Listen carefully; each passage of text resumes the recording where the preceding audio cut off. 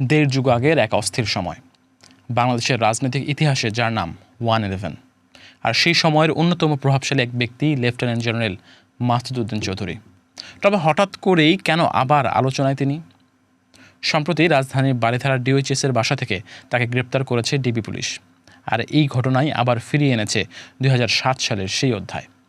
কে এই মাসুদ উদ্দিন চৌধুরী, কেন তাকে নিয়ে এত আলোচনা, তা জানাবো আমি মাহাদি হাসান।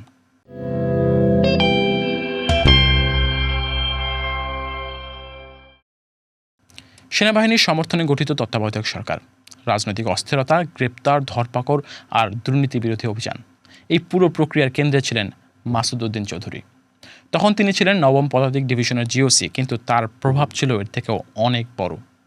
111-এর সময় একটা কমিটি গঠন করা হয়। সেই কমিটির নাম ছিল গুরুতর অপরাধ দমন সংক্রান্ত জাতীয় কমিটি। দুর্নীতির অভিযোগে অভিযান চালানোই ছিল এই কমিটির মূল কাজ। আর সেখানে সমন্বয়ক হিসেবে দায়িত্ব পালন করছিলেন জেনারেল মাসুদ।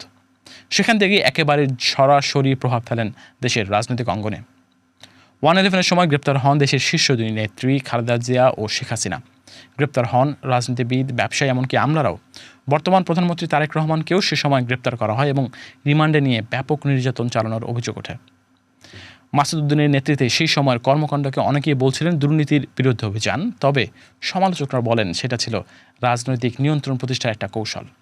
আর এই বিতর্কের কেন্দ্রবিন্দুতে ছিলেন এই মাসুদ উদ্দিন চৌধুরী। তবে এখানেই তার গল্প শেষ নয়। 111-এর পর তার পদ বদলে যায়। 2008 সালে তিনি অস্ট্রেলিয়ায় বাংলাদেশ হাইকমিশনার হিসেবে নিয়োগ পান। প্রায় 7 বছর ছিলেন কূটনৈতিক দায়িত্বে। তারপর ব্যবসা, তারপর রাজনীতি। জাতীয় পার্টিতে যোগ দেওয়া, সংসদ সদস্য হওয়া, সবই তার বহুমাত্রিক জীবনের অংশ। 2018 থেকে 2024 2 দফা নির্বাচিত হয়ে সংসদেও যান তিনি।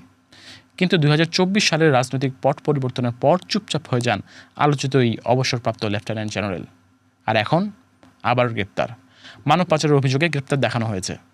আলোচিত জেনারেল থেকে কূটনীতিক, ব্যবসা থেকে রাজনীতি, সময়ের সাথে সাথে বদলে গেছে মাসুদ উদ্দিনের চলার পথও। আর এখন বন্দী আইনের জালে।